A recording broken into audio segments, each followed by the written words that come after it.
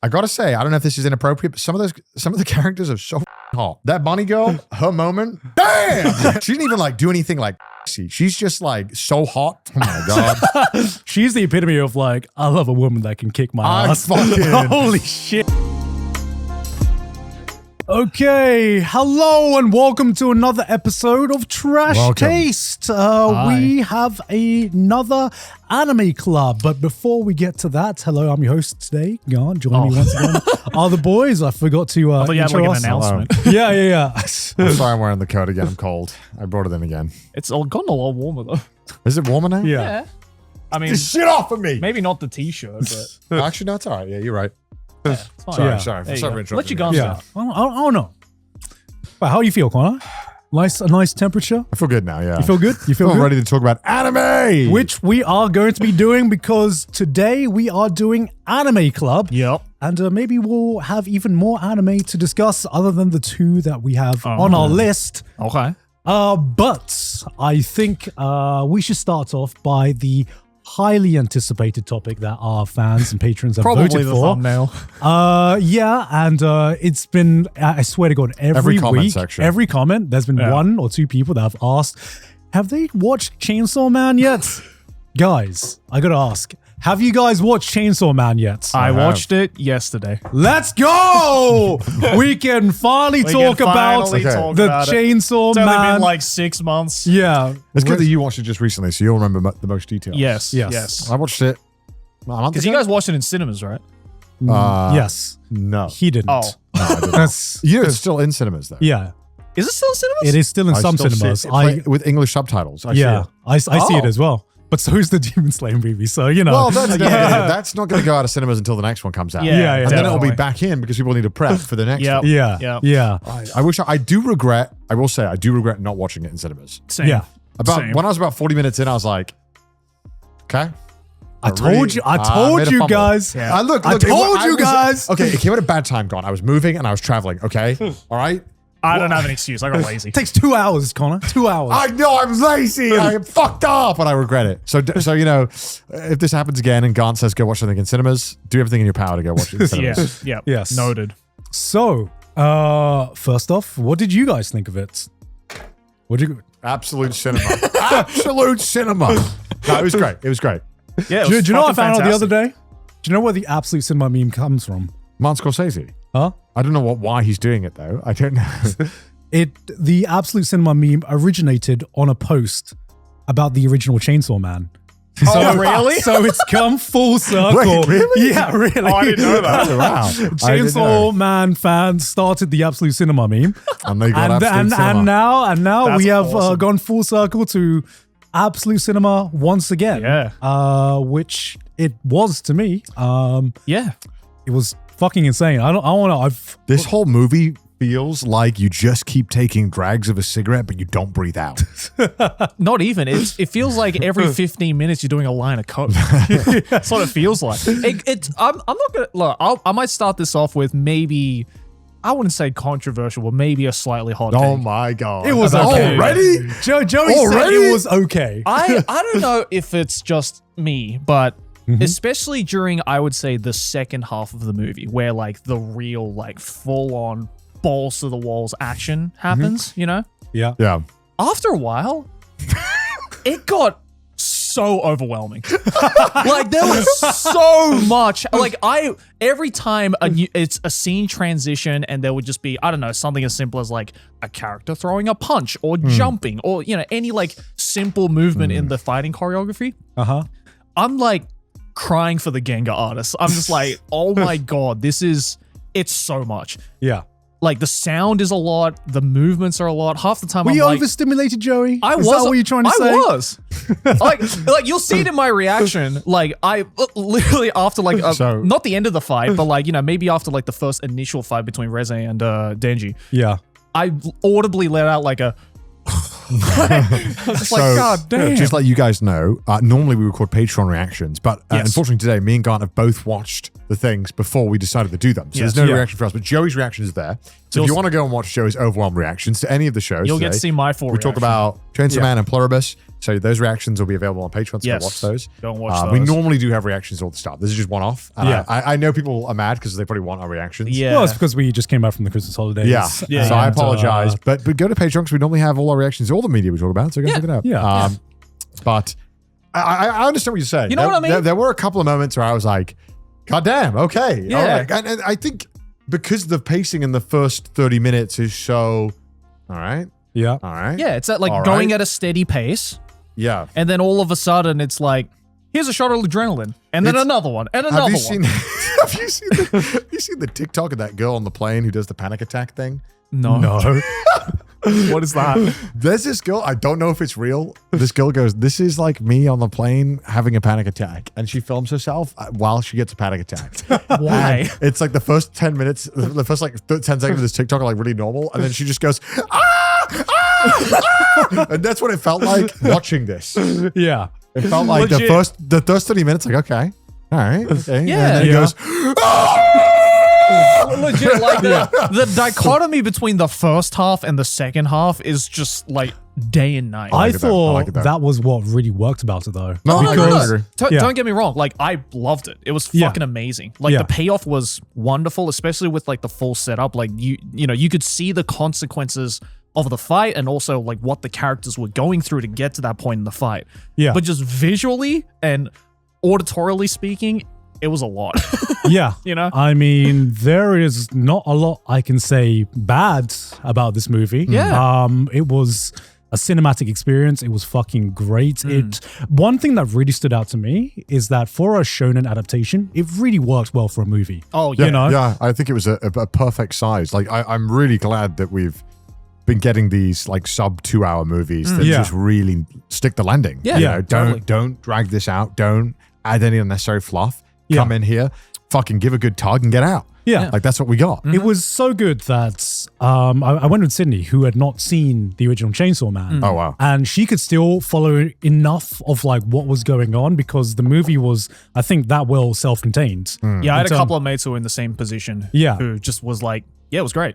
Yeah. I mean, I didn't know half the characters, but it was great. Yeah, she didn't know half the characters, but the characters she needed to know were built up well enough, and you could follow along. And pretty much every moment hits. I don't know. It gets me worried in terms of what you said about like how like exhausting it was or how like stimulating it was. Because I was just like, damn, have we set the bar too high now that audiences are going to be expecting this constantly? Because I'm like, holy shit, you know, if this is the bar we are setting now, and if anything less than this is going to be seen as just shit, then it's just like, whoa, Mappa, yo, chill, man, chill. Let your animators break. Have a break. Like, legitimately, I don't think I can recall a single shot or single scene where there wasn't some kind of intricate movement or camera positioning or something cinematographically interesting happening. Yeah, but I think that is just a testament to how much they poured into this one project. How much they poured into this one project. 100%. There's this one moment when they're fighting in the, I remember it quite distinctly, they're in like the skyscraper and it cuts to a shot of Denji's POV with the fucking chainsaw. I love that shot. And I thought, wow, that's a really fun shot and like creative. And then something that can only happen if you really are, as an like when they're in this planning stage of doing it, you're like, they really want to make this fight as visually interesting, but also creative as possible. And all, like you said, all the angles they choose, all the way they choose to show the fight, it is a messy fight. It is a extremely like ridiculously large fight. And you know, we see something kind of similar that, and obviously from the same studio, Mappa, that happens a kind of a little bit in the Shibuya arc with the JJK. Yeah. The same kind of scope of like the entire city being fucking destroyed. Yeah. And you know, at times JJK, there were moments in the Shibuya arc where I get it, what it was going for. Like the utter level of destruction is kind of confusing to follow as a viewer at times because you're like, it's almost lost on me when we're in this psychedelic world of explosions and I don't fully know what's going on. There's no frames of references. There's no buildings anymore. Yeah. But I think they did such a good job with constantly keeping you in this world. And also understanding the level of damage being done. Yes. And it made it like even more devastating watching. Also, like Denji being a part of this fight, just absolutely fucking destroying this part of Yeah, this. like every time he flies through like 16 skyscrapers, I'm like, you shouldn't survive that. Like it's the fight. I mean, the fight, which is half the movie, which Yeah. is like it's fucking ridiculous. Yeah. And it could have easily got very tiring, but I think it worked. But there were definitely moments where you're like, man, I wish I could have got more time with Reze almost to really come to appreciate a bit more. But then again, I don't know how much time that would have come to. Yeah. How much time I'd need to really be. Because okay, that's the only thing that kind of like sucks about watching this movie is that from literally 0.1 seconds in, you know Reze is like bad. Yeah. Right? Which is fine as a viewer because we know that Denji is going to be constantly taken advantage of. Yeah. Because he is one horny motherfucker. Yep. He is, when you are a 15-year-old boy, you have this part of your brain that makes decisions because you're horny and you're dumb. Denji is literally that cranked up to that is the only emotion. Yeah. So you see it. And then obviously they also have the fucking, I remember the metaphor. You know, they show the shot of the butterfly and the spider. Yeah. And immedially I get it. I'm like, oh, I get it. Yeah. Yeah. And then they show you eating it. I'm like, okay. Yeah, it's pretty on the nose. Yeah. Like, okay.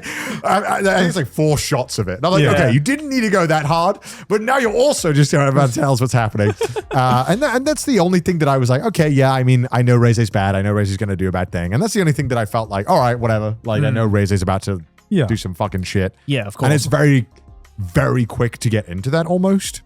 Yeah, and one thing I actually really respected was with a lot of anime, they sometimes feel the need to take time to really get to know a character. Yeah. I came out of Reze having just watched the Demon Slayer movie. And back flat. no, not to say that, one is better or the other, because it was just like 2 very, very different approaches to how to tell a character story. Yeah. Right. And I would say that at the end of the, Reze movie, even without any flashbacks, without me knowing an abundance about Reze as a character, I still felt, emotionally invested in her story. Yeah. And I feel like that last moment, it was part of what drew me in was what you didn't know. It really gravitated you towards the lines that she said because you know a little bit. I mean, we know one thing about her backstory, and that was like one sentence that was said right at the end of the movie that she was just like, I've also never been to school. huh? That's what she said, right? Like, Yeah, right at I've the end. also never been to school, which, it implies so much. Yeah. But the only information we know about her is from the other agent who was just like, yeah, she was like a Russian, and all that. And I'm like, damn, you are literally spelling out her backstory in one sentence right at the end after everything's already over. Yeah. Yeah, I guess because like I think also to my detriment, I'd only watched Chainsaw Man when it was airing, so I do feel like there was some information that I probably would have been able to appreciate better had I just watched Chainsaw Man. Yeah. Yeah. Because I'd like kind of forgotten a bit about the main devil that they're chasing and whatnot. Gun Devil? The Gun The Devil. Gun Devil. Yeah. Yeah, sorry. And I guess I would have loved to have known, but maybe this will be revealed in future. I don't know. More of why Reze is on the side of the Gun Devil. I mean, I don't think that is spelled out specifically. Yeah. You get to know more about the actual Gun Devil itself after this point in the story, but not so much about Reze. Yeah, and that's not like a slight on the movie at all. It might like for me, as in like I just want to know these things. And I would like to know more. But I think that's what makes a compelling character, right? Is that you want to know more. Yeah. like why it's just so insane watching this. You're like, why would this character do this? Like that's what I want. The whole thing, I'm like, what the fuck is wrong with Reze? I also found out it's the same voice actor who does Shizuka and Takobi. Oh, is it? Yeah. Ah, okay. And I'm just like, oh, you're good at the psychotic characters. Yeah. But yeah, she was really good. I also just this movie also just made me appreciate as well just how good of a writer Fujimoto is in terms of like, because there are so many like, some people might see it as like a little bit on the nose, but say for example like the parallels between the pool scene and the fireworks scene that kind of show up again during the fight, like those kinds of very subtle ways of writing motifs and bringing it back into a pivotal point in the story is like, it's pretty hard to do effectively and in a way that's like not too like obvious or on the nose. Yeah. But I think Fujimoto did it wonderfully. Like he did it in just the right subtleness. If that makes sense. And I think for how amazing and sometimes exhausting the action is because of just how fucking intense it is. My favorite scene in the movie is actually the pool scene. Yeah, the pool scene. I was gonna say the pool scene was fucking beautiful. Yeah. I actually think his real strength is that he's really good as an author of making these very human relationships that feel really stupid on the surface and feel overblown. Like both of the characters feel so extreme, but really all he's done is just magnified an aspect of something that people do or humanity and kind of really honed in on it and shown it through these two characters. And then when you see Denji, like I remember when it was, when the movie came out, people were like, Denji's, some of the critics didn't really, normal movie critics who haven't watched anime didn't really get Denji. It's like, Denji is just, and as well, Reze as well, you watch this relationship and you're like, this is a very a childish character, but explored so interestingly, and the way they interact and talk, and when Denji's having this inner dialogue with, but I like Makima, why do I want to do this right now? And it's like, it's so rare that we get such interesting aspects of relationships like that explored in anime. Yeah. And he is literally going through that mindset that so many real people go through of like, I like this person, but I like this person. Yeah. And it's like, and it sounds so fucking dumb. Yeah. Because we're watching it, like, you're a fucking idiot, Denji. And it's like, yeah, we're fucking idiots. People do that, this is normal. But what we're doing is when you magnify that and show that aspect of Denji's character so prominently, it feels like this guy is so fucking stupid. Yeah. 100%. Well, which is why we all keep making these mistakes. I would say you said earlier that you feel like Denji is like a very, larger than life, kind of like you take the characteristics and you over-exaggerate it. I would argue that Denji actually feels very, very grounded to what a normal teenage boy would feel. Yeah. I would say dude, I mean, I think there's roaring amounts of parallels between Denji and teenage me. Yeah. like for real. I don't think he's overblown at all. Like there's this one moment in it where they're sitting in the cafe and Reze just like fucking taps him. He's just like, and laughs at his joke. And Denji's like, she likes me. Holy shit. She likes me. No, Holy shit. I know. Yeah. I think I'd like her too. And I'm like, oh my God. Yo, this is, he just like me for real. Cause like, do you remember when you were a teenage boy? Yeah. And any like female interaction, you're like, she's the one. Yo, she's the one. She's the one. I think overblown because he always voices it. Okay. I think like the thought, like he says what because you he's think brutally honest. Yeah. Denji says what a horny teenager is thinking. Yes. Like the immediate most like first thought you have as a teenage boy is what Denji is saying. Yeah. And unfortunately, there's often not more beyond that. But it is interesting when he has these internal struggles, and especially the pool scene where almost like a level of acceptance where he's like, well, no, this feels right. She does like me. Yeah. This is, I think I made the right decision, because his only way of feeling any kind of connection to someone is having this kind of physical and emotional reinforcement because he's never had it. It's like, yeah, of course he's going to think this is the right thing. And he, unfortunately, he's going to learn this lesson an extremely tough way. Yeah. Will he learn his lesson? Probably not. I mean, he seems like the kind of guy that... he almost died twice in the movie. I don't think he's going to... but, I think the tragedy of Denji is that he'll see it as more of a reinforcement for Makima. And, I think it's just, Denji is in the unfortunate position where he's being manipulated from every person. Everyone is manipulating him, and most of those people are using sexuality to manipulate him as well. And that's why when he's like kind of so open and kind of boisterous and crazy, it's like, well, this guy's creepy, we'd never deal with it. It's like, these people have something to gain by allowing him to do this and manipulating this, totally. And like, I would be lying if 15-year-old Garn could not be manipulated by like fucking like imagine if girls. I was 15 and I went to a pool and a girl that I was slightly interested in took her clothes off in front of me. Wouldn't have to be interested in. No, just a random human just being. a girl. Just a random human being. That gave me like attention. I'm just like, I'd be like, bro. I'd be like, yes, I'm in love now. How did you know? I've liked you from the beginning. I'm just like, that's just how like. Look, men only want one thing, and it's disgusting. And especially when you hadn't learnt about the world and you're just like new to everything, bro, it would be so over. Oh, you know? yeah. This episode is sponsored by Shopify. When we started the podcast, it seemed like we had no idea how to figure anything out. We were dumb. Setup, lighting, filming, schedules, logos. It was all extremely overwhelming. And every day seemed to introduce a new decision that needed an answer. And when you're starting off with something new, it seems like your to-do list just keeps growing every day with new tasks. And that list can easily begin to overrun your life. And finding the right tool that not only helps you out, but simplifies everything can be such a game changer. And for millions of businesses, that tool is Shopify. Shopify is the commerce platform behind millions of businesses around the world and 10% of all e-commerce in the US, from household names to brands just getting started. With hundreds of ready-to-use templates, Shopify helps you build a beautiful online store that matches your brand style. And you can accelerate your efficiency, whether you're uploading new products or trying to improve existing ones. Shopify is packed with helpful AI tools that write product descriptions, page headlines, and even enhance your product photography.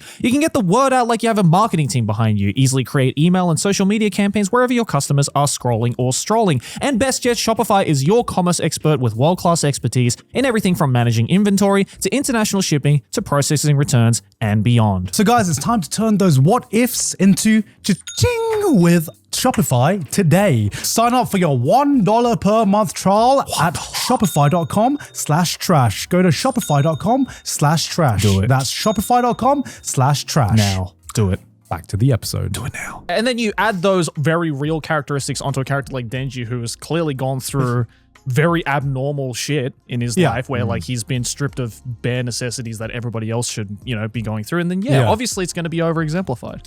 And I hate glazing Fujimoto, but damn. He's just good. He's just the guy. Because I feel like a lot of stories would be scared to portray Denji in the way that he is portrayed. Because he there's a lot of things about Denji that aren't likable. There are a lot of things that are likable. Yeah. But there are a lot of aspects where I think Fujimoto is confident in his ability to kind of be like, look, this is Denji. he's a little weird, a little horny, but heart of gold. And I'll show you that it's not, it's the world around him that is the problem. And he just needed to be pointed in the right direction, or have some guidance, or have someone in his life that didn't take advantage of him. The problem is society. Society. See, the problem with talking about Chainsaw Man, right? Just in general, is that you can never talk because we've heard in the anime field, we've heard so many times where it's just like, no, this is sexy, but there is a deeper meaning to the sexiness and the boobs and the tits. But in Chainsaw Man, in Chainsaw Man, it actually is. It 100% is, and it is deeper than that, because it is especially in the woman that surrounds Denji, their sexuality is being used for a purpose, and he's learning some harsh lessons from it. Or I assume he's going to be learning some harsh lessons, because at the moment he is just following anyone who even gives him a bit of attention, like the good boy that he is. And I'm very, very excited to see with how they've set up his character, where his character goes from here, right? Because it feels like he is finding out how harsh the world can be, and we are on that journey with Denji, which is why I think after I finished season 1, I was like, Chainsaw Man was good.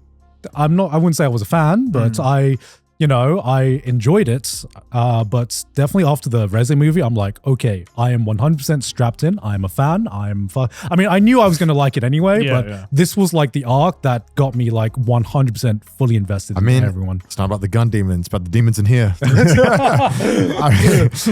I also really loved the scene with Makima when they go to the movies. Yeah. Oh, and yeah. I really like that, because again, there's this weird thing that happens when you're a teenager, and I resonated a lot with it, where you're growing up, and this horniness is absolutely there, and that's prominent in your life, that. But that moment where he's watching the movies with Reze, and he's like, I don't feel anything, and I'm like, oh man, I've definitely been there, where I've been watching these movies, and I feel like you're taught by so many things, and you see reactions around you where it's so normal to care, but you feel so apathetic for whatever reason. There's, nothing tragedy needs to happen in your life for you to feel that way. It can just feel like, okay, I don't know what the fuck's going on. I'm in a place that I don't recognize. I don't know anyone around me. I don't understand where I am in my life. and I'm supposed to feel these things when I watch this media, and I don't. Yeah. Like, why? I don't get why I don't feel these things.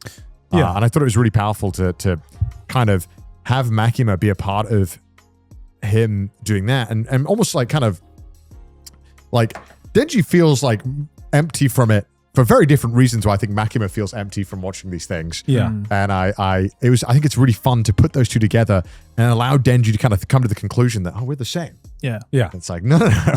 You are the same, Denji. You just don't know it yet. Yeah. You're not the same at all.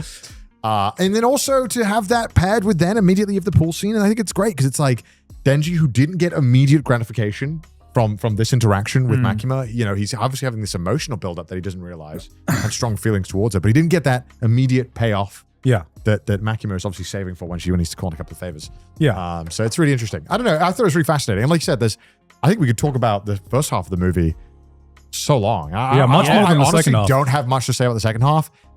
It's just pure eye porn. Second half was just balls. Look, the Just second great. half is the parts where you're like, yeah. And the first half is where you're like, okay.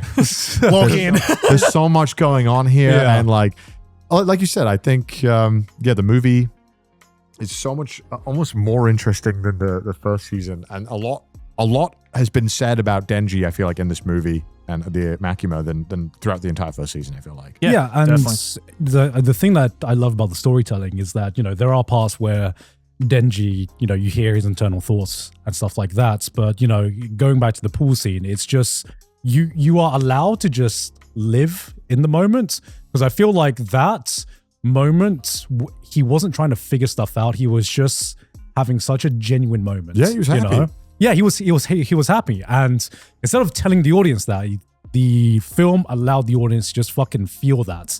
You could almost say he was drowning in the moment. Fuck off, Joe. See what I did? Fuck off. I'm just saying.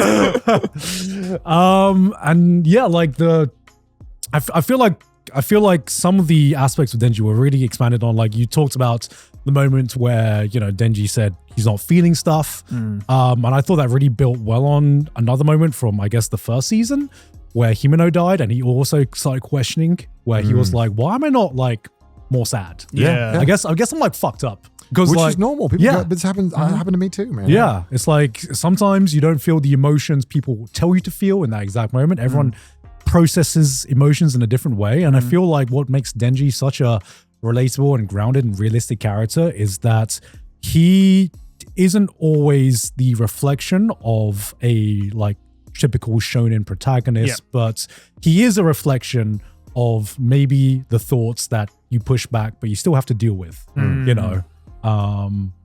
I think that's what makes him a great character. Totally. And I feel like obviously there wasn't so much focus on anyone else but him and Reze this movie. But one thing that I did enjoy was that as an ensemble, I forgot that Chainsaw Man is pretty funny.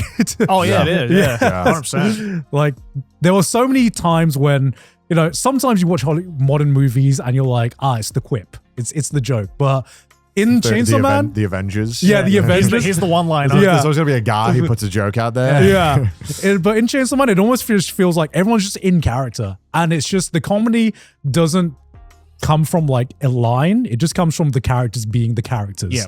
Because it's Fujimoto and everyone's just fucking weird. Yeah. It's not a single sane character in this movie. There is no sane character. Yeah, and 100%. I really, really love some of the banter and some of the chemistry between, like even when they were fighting, for example. Oh, yeah. Totally. Yeah.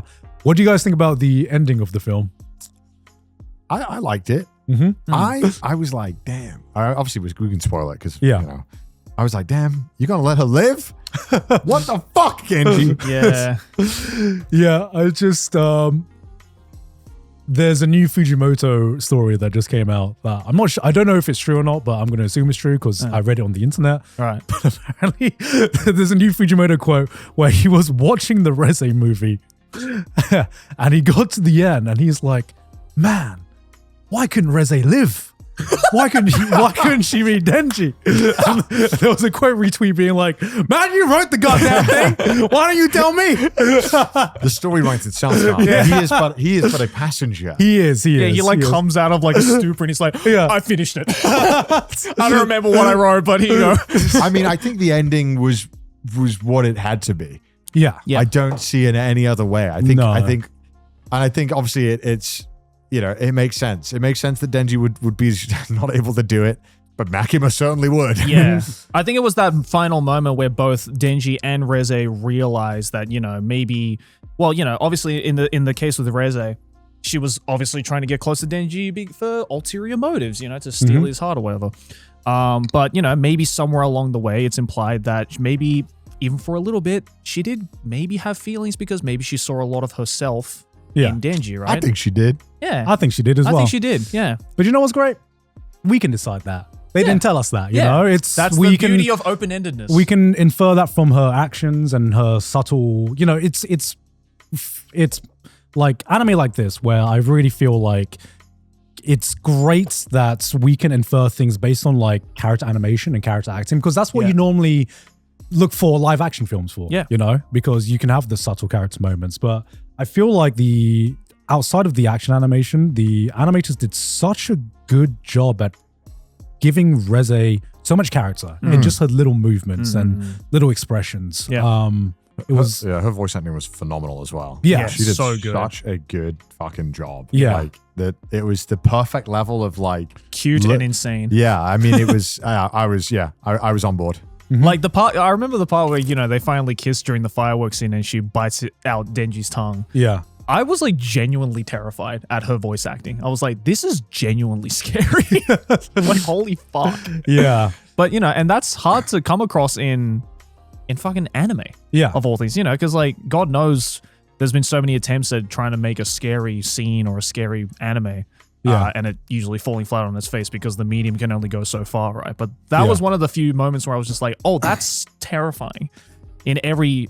actually, one other thing I want to talk about with this movie that I thought was so well done was just like the music. Yeah, I was going to bring that up as well. The music was just, like some of the choices that they made for some of these scenes and a lot of the transitions of scenes like was just really cool choice that really added the tension. Like, again, you know, going back to the Reze biting Denji's tongue out, you know, it was like this really cute and very quaint piano, and then it just like slowly starts warping into this like almost nightmarish moment, but you can still hear the song. Yeah. So it really, I don't know who did the music on it, but I can tell you because he's my favorite modern composer right now. Sorry, Kevin. Yeah. Damn. But no, I mean that's like Kensuke Ushio is. Oh, Ushio Kensuke. Okay. Yeah. Ushio Kensuke is like. He might have overtaken Yoko Kanno for me. I'm not sure. What else have they done? They did Orb. They did Devilman Crybaby. Yeah. They did Silent Voice. Yeah, Silent Voice. Ping Pong the animation. Dan Da Dan. Holy I mean, how this is GOAT material. Yeah. You know. He did Space Dandy as well. Space Dandy as well. I think also the music has gotten so much more stylish. Yeah. Yeah. Like we're getting like music that. Well, it's become more cinematic. Yeah. You know? Yeah. I mean, Yoko Kanno fucking goated for me as well. Yeah, but, totally. Kensuke Ushio, whenever I see his name on a project, I know it is going to bang. Oh, yeah. And I can't always even tell what the like music is going to sound like, you know, because in his repertoire, he has a very, very diverse kind of like list of different styles. Yeah, definitely top 2 composers of all time for me. It's basically between, for me, him and Yoko Kanno, and that's like big. Kevin, you get the honorary mention. I you know, it almost made me wish that like this was like the first part of the story of Chainsaw Man, so that you could be like, please watch this. This is the gateway to this show. Like, you know, like it's such a good. It's just a fucking fantastic Well, I must movie. say, when the Maximum the Hormone song came back on at the start of the fight, I was just like, yeah, let's go. We finally get to hear this full fucking song. And also we got to give credit to Goat, the Shark Demon. Oh, yeah. Beam the Goat. Beam. Yeah. Everyone needs a friend like Beam. Showed up for the movie, did his job. Yeah. There he goes. Back to the ocean. He was the Deus Ex Machina that Denji needed for this movie. Yeah, but bottom line, we all fucking love the movie. Yeah. One thing that's okay. Here's the question I want to ask you guys then. Okay. After watching Chainsaw Man the movie, and seeing the commercial success that it's had, do you want more shonen arcs adapted to movies, or do you want to keep it as like TV format? This was a short enough arc that I think it works really well. Yep. for movies where most shonen arcs don't. Yeah, I was gonna say the same thing. Like the reason why this movie worked was because Reze Arc is like I think it's like 2 volumes in the manga or something like that. Less than 3 volumes, definitely. So it's like enough where you can fit the whole thing in without it being overextended or cut out or whatever it is, right? How many shonens do you know that could introduce a character within 2 volumes, conclude the story, have an epic fight scene, and it's fucking satisfying from start to finish, and you don't feel like disheartened at all? That's why Fujimoto's when does that happen? Like, I feel like that's quite very rarely. I'm sure it has happened in other things, but it's like that feels like a very rare occurrence. I feel like a lot of shonen if they are going to put so much work to make a character like Reze, they're sticking around. Like, we're getting our mileage out of them. Well, I mean, a bunch of One Piece movies did that, right? Yeah, or they're like a movie-only character, and it feels like a movie-only character. And you're like, okay, we got the movie character, and they come back in the 4th arc or whatever. You're like, all right, buddy. Yeah. Yeah, I mean, it's getting more and more often now that, before anime movies or anime IP movies were like fully like original filler kind of this. Where it's like, okay, this is the movie characters. Yeah. But now we're getting to the point where they are just straight up adapting canon stuff, you know? I am so certain that we will be getting a lot of movies coming after the success of this and Demon Slayer. Yeah. Totally. Whether we'll get good things or not, I will have to see. I mean, as an anime fan, more money in the industry, hopefully more talent being acquired, more people like getting interested in it. Hopefully results in more higher quality and more media. If this is the level of quality, like I said, if that they've set the bar to, and we can, if I have to wait for this level of quality and it is in a movie, I'm more than happy to. Totally. Because this was a fucking. But you just can't take this and apply it to most stories, right? I feel like... Yeah, but the problem is some people might. Honestly, Attack on Titan kind of deserved something like this. Yeah, Attack on Titan did. I'm not going to lie. Like, when I think about it, I'm like, the final season was good, but... imagine if it was the ending... Man, it would go so hard in the theater, man. Yeah, just imagine watching that ending in the theaters. Like, there are certain things that would deserve, and then that's the thing, right? Like, the first thing that came to my mind was, okay, the Attack on Titan ending, where they did the two large episodes, that would have been perfect for something like this. Yeah. And I hope that... but nope, instead we got 2 shitty live actions for Attack on Titan. But, I'm sure as well, I don't know what the politics, the business side of getting a movie done versus a TV show. I have no idea. I mean, you need to know the right people. I'm sure there are a lot more discussions, and I'm sure that it's a lot harder to get a movie in the works. Yeah. All I know is that Sony are laughing to the fucking bank right now. Yeah. Because, goddamn. Dude, Sony is a fucking powerhouse. Yeah. I think they're like Japan's 4th or 3rd biggest company. That makes sense. Can you Google Japan's biggest companies? Toyota's number 1 by far. It's not even close. I think if Toyota asked the Japanese government to do something, they do it. Toyota, Honda, Mitsubishi, ENEOS. Okay, that makes sense. Itochu Corporation and ENEOS. Scroll down. Go down. Sony's one of 9. No. Okay. 9. Sorry, I was a bit off. Damn. Just only top 10, Connor. Only top 10. I think Nintendo, is the... I don't know if they still are, but last year they were the most cash-rich. Yeah, they company. were. Yeah. But I read that like years ago. That was during the pandemic, right? I believe. Yeah. They just sell shit, and they don't really like acquire companies or do weird shit that a lot of big companies do. Mm-hmm. Well, because they don't have to. Their IPs are so strong. Yeah, SoftBank Group. Yeah, but SoftBank is like a giant investment firm, I guess. Which, But yeah, Sony's a massive thing. Oh yeah. And then I realized everything I fucking have is Sony. I have Sony cameras. I watch Sony anime on my Sony TV. I listen on it with my Sony fucking headphones on my Sony sound system. And then I'll be putting in my Sony butt plug in. I put my Sony butt plug, and then I film my Sony OnlyFans videos on my Sony camera. Like, everything I do is Sony. Yeah. I'm absolutely Sony pilled. Sony damn. pilled. I'm a Sony boy. You are. I just realized that. Decide what movies I get to watch. Yeah. It's all Sony. But that's the thing, right? I imagine like getting into theaters in Japan is like you, before you even probably make the movie, you probably have to have some kind of agreement or pitch with these movie companies. And that's a whole different thing than doing these animes or Blu-rays, whatever. I imagine the bar or barrier to even consider getting the movie in theaters is like so different. But then Japan's always been pretty good with anime movies, and they've always been. Every time I go to the cinema, I see 6 anime movies I've never heard of. 5 of them are normally mecha, And yeah, but that's the thing, right? Is that like, 5, 10, 15 years ago, that's all it was. You'd either have like the occasional, you'd have the occasional like indie anime film or, a Ghibli film or whatever. Yeah. And then you'd have your fucking bi-yearly, here's the 17th Detective Conan movie that none of it is canon, but you'll love it because it's Detective Conan. there's so many. Well, can you believe that it's only been I was thinking about this only a decade ago. The idea of watching anime films in theaters outside of Japan was just like this alien fucking thing. Yeah. And Your Name came out 10 years ago, and that was the film that changed everything. Yeah. Internationally. Yeah, you used to only have to watch it at like an anime club in your uni. Yeah. Or I don't know, or a maybe convention. Ghibli films and Pokemon films, and that was like it. But now it's just like, it's not only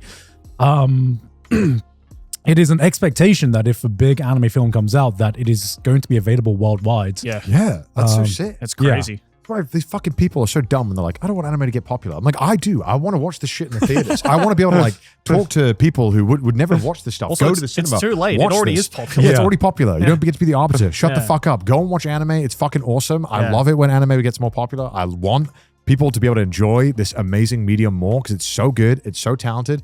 And if it's that good that we all love it so much, then yes, I want this to be seen and people to watch it. I want people to go and watch Chainsaw Man. I don't care if you've never watched anime. Go watch it. It's so fucking good. And people will go watch it. Yeah, it's so sick. And people have gone to watch Demon Slayer. And then we get more movies, not just Demon Slayer. Some other media that I don't even know I like yet will come out on cinemas, and I'll fucking have my mind blown. Yeah. But yeah, honestly, Chainsaw Man, fucking amazing. Absolute cinema. Absolute cinema. One of my favorite movies of the Crazy year. thing is that I don't even know if it's my favorite anime movie of the year. Haven't decided yet. Damn. I can't decide that, but we'll be finding out on the next Anime Club. Ooh. Because we are going to be so watching excited. 100 Meters, I'm so excited. Which I'm is- so I excited. wanted to watch that for so long. which is to me the contender against Chainsaw Man for Really? anime movie of the year of like I've seen last some year. clips and it looks insane. I've not touched anything. All I knew is by the same person who made Orb, and I was like, I'm in. yeah. Yeah. Orb was so good last year, and it made me think about anime. And like, I'd never seen a show tackle that in anime, and it was so beautiful. And I just felt we were so lucky. Yeah, Yeah, it's something been a year now since Orb came out. God, so good. And I've had time to like think about it. I've rewatched. I don't normally rewatch anime. I've rewatched Orb like 3.5 times. What? Damn. 4 times? Actually, 4 times now. Jesus. Because I keep showing it to other people, and I was just like, damn, you need to see this. It's like, I'll watch it again. Yeah, I'll watch it again. And it has just gotten continually like better and better. Yeah. Like I said before, I said it when Orb came out. I was like, I think this is my anime of the decade. It still is my anime of the decade so far. Damn. It's a masterpiece for me. So good, and I still think Nando Demo. I still just spam that. Yeah. I love that. And you can definitely tell. Well, I won't spoil anything about 100 Meters, but the only thing I will say is that you can definitely tell it's made by the same guy who made Orb. Okay. Okay. I'm excited. You I'm would excited. 100% be able to tell. I had friends that hadn't watched any anime, were not interested, who I managed to convince them to watch Orb, that really loved Orb. Yeah. And like really thought the story was beautiful and thought-provoking. Hell and, yeah. and, really That's the best feeling. an homage to humanity and science and progression in general. It's about so many things because it's so fucking layered and so fucking deep in so many different aspects that you can talk about one aspect of Orb and someone could gravitate towards a completely different other aspect to Orb. Because like after rewatching it so many times, I'm like, this shit ain't even about heliocentrism. It's no, not at all. That's just the hook. Yeah, that's just the hook, and it's just like, I mean, it's such a not to obviously glaze Orb for the 1,000th time, but like it's such a beautiful way of showing and using heliocentrism, which I think is a really smart thing to tackle because it feels so dumb to us now to even be like, why would you not agree? Like, what the heck? Yeah. It's like such a universally understood and agreed upon topic, except for I guess flat earthers. I don't know what the fuck they're doing. Where it's like, to show that aspect of humanity where some people are able to understand something beyond them and to be able to give their life essentially towards something like that and how that struggle interacts with people who maybe are looking for more instant and more temporary solutions or control or power and how these things all interact. Anyway, it's beautiful. Anyway, we'll talk about it another time, I'm sure. Orb is the fucking beautiful thing. Go and watch Orb if you haven't already. Yeah. And the Chainsaw Man movie. Animes of the decades. But that brings us to the next thing that we're going to be talking about. Which is not an anime. Which is not an anime this time, but we have more. We actually have more anime we want to talk about since it's been a while since we all sat down in the room and talked. But our next thing on our anime club is Pluribus from Mr. Vincent Gilligan, creator of Breaking Bad. So you watched 2 episodes. I only watched 2 episodes. You have watched all of it. I have watched all of it as well. Okay. Yes. And I will say, after watching 2 episodes, I definitely am going to finish it. Yeah. Because holy shit. So do you want to maybe explain then, because you watched it very recently, the rough premise? Sure. Or should Garn, because Garn's good at this. I don't know. I'll let Joe do it since it's more fresh. This is going to suck. Okay, so explain roughly what happens in episode 1. So kind of hook them. So I watched this a couple weeks ago, so I'm trying to remember. Oh, okay. Okay, maybe Garn. Yeah, maybe Garn should, basically, Pluribus is a different kind of take on the alien invasion kind of genre. Yes. Because it's hard to tell whether it's an invasion or not. So you get introduced to I don't remember her name, but the most Karen you could ever like that has ever Carol. It should have been Karen because I couldn't stop thinking of her as a Karen because this is basically the epitome of a Karen. Yes. You know. Karen saves the world. Yeah, Karen saves the world. And she is just going about her day, but in the background, there has been this signal that has been received from outer space, from a neighboring star. And somehow, after receiving this signal, it kind of like transforms the mind of certain people who interact with it. And eventually, this kind of like virus or whatever is spread all around the world, basically all at once. Basically, the beginning starts where one person kisses another person and they just get instantly infected. Then they kiss. It starts with 2 lab people and one of them gets bitten by a rat that has the virus in it, right? That's it. And then they kiss. And then they kiss. And then they kiss. I forgot about that. Yeah. And then eventually it scales up to the point where they are dropping this virus or whatever the fuck this is all around the world. And this is like all episode 1. Yep. And then Carol is just in a bar with, I'm not sure if it's her girlfriend or her wife, but her partner. And everyone starts tweaking the fuck out. Everyone just like goes into like seizure mode. She's like, what the fuck? She goes to the hospital. Everyone's still like just out of commission. She's like, is the world coming to an end? And then suddenly everyone just stops, stands up at the same time, and just in unison just cleans up the mess that has been made on Earth. Yeah. And so she's freaking out. Unfortunately, her partner didn't wake up. She unfortunately has lost her life. Yeah. So Carol freaks out. She goes home and she turns on the TV.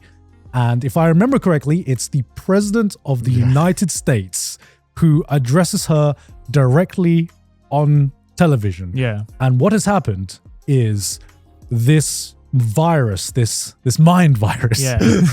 Mind virus. This mind virus has basically merged the consciousness of all human beings on Earth into one connected organism. into one connected organism. Yeah. It's in one hive mind. And that is basically the hook of the first episode. Yeah.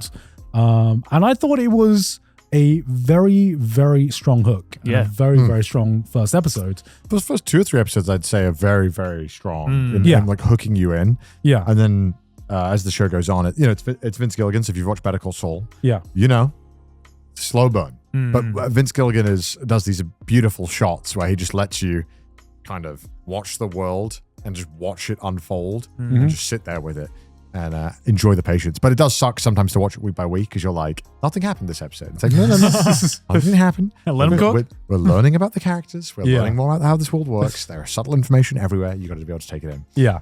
And then the second episode, we get more information as well about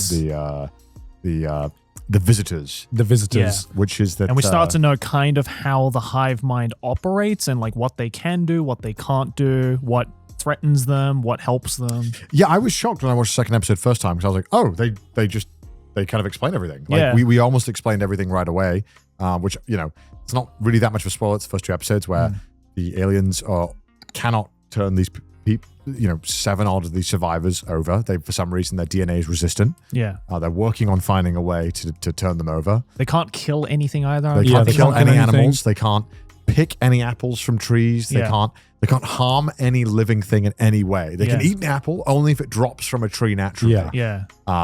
So they do that, and they're also willing to do anything that any of the remaining human characters. It's like the happy ask. virus. So if they say, hey, we want a plane, get it for me, they'll bring a plane right away. Yeah. Yep. No questions asked or anything. They will do anything for the people. Yeah. And it's interesting. And I mean, watching the show, it's hard not to feel like it is, at least in the first season, it is just one big AI metaphor in a sense. Because, right. you know, when you watch these interactions between Carol and any of it's normally Soja, these characters, it's literally a conversation you have with AI where it'll be like, no, you are wrong, but don't worry, that was a great answer. We'll make sure to help you that. Oh, you want this? Oh, we'll most certainly help you with that. And you know, the invasion almost to me feels like not the invasion of like the mind, but it's like, okay, what is like, you know, this consciousness? It just feels very similar to like AI. I never thought about it like that. That's the way I've interpreted it, at least. Like, and because it's so willing to help. Every single aspect of this virus. It's not just that. They talk like ChatGPT. They talk as like well. ChatGPT, which is the obvious giveaway as well. Where you're like, right. You know, because ChatGPT is just famous for glazing you, no matter unless you tell it not to. It's like it will just glaze you. And that's what all these characters do. And then I don't know if you got to it, and I mean, I don't know if it's okay to spoil one of the things, but I don't want to know. No. If it's not episode 2, I guess we won't spoil it. Yeah, I won't spoil it. Are you talking about the reveal midway? Yeah, I guess so. Okay. Probably not. No, I won't say. I'll get to it. Don't worry. Okay. And it's a slow burn, and I think that's what Vince Gilligan's always done really well. Is that you got to trust the method. Better Call Saul. If you go and watch just season 1, I remember watching it when it was airing. I was like, damn, this shit not as good as Breaking Bad. Season 6, I'm like, this is better than Breaking Bad. Like I loved it by the end. The payoff is, I trust Vince. I trust him to kill. Because there's a lot of people who are complaining that it's too slow. Oh, really? Yeah, a lot of people midway being like, nothing happened this episode. Does it end with season 1 or is there going to be a season 2? Oh, I think there's going to be at least, I would say 2, 3, 4. I don't know. Okay, It feels like so much setup has happened, and it feels like there's even more to set up in another season. I don't think we're going to get answers to a lot of the stuff anytime soon. Okay. Yeah, I think I enjoyed it. I thought it was one of the most interesting concepts I've seen in a while in terms of like conceptually, what if all of human consciousness merged into one being? What if Shinji didn't reject the LCL and decided to join it instead? You know, that's kind of like how I imagine this. This is all happening in the orange juice of End of Ava. That is basically what it is. I remember after like 2 episodes, I was like, this is a really interesting concept. I am unsure where the central conflict is going to come from. Yes. And I finished the season and I was like, I still am unsure where the central conflicts, you know, what is the conflict that we're going to be spending like all of these seasons? Is it going to be just turning everyone back into normal? Is that going to be the goal? If so, how are 7 people going to manage that when it's the entire globe? There wasn't enough information for me to like see where the trajectory of the story was going to take is. And after the ending of the first season, I definitely felt like,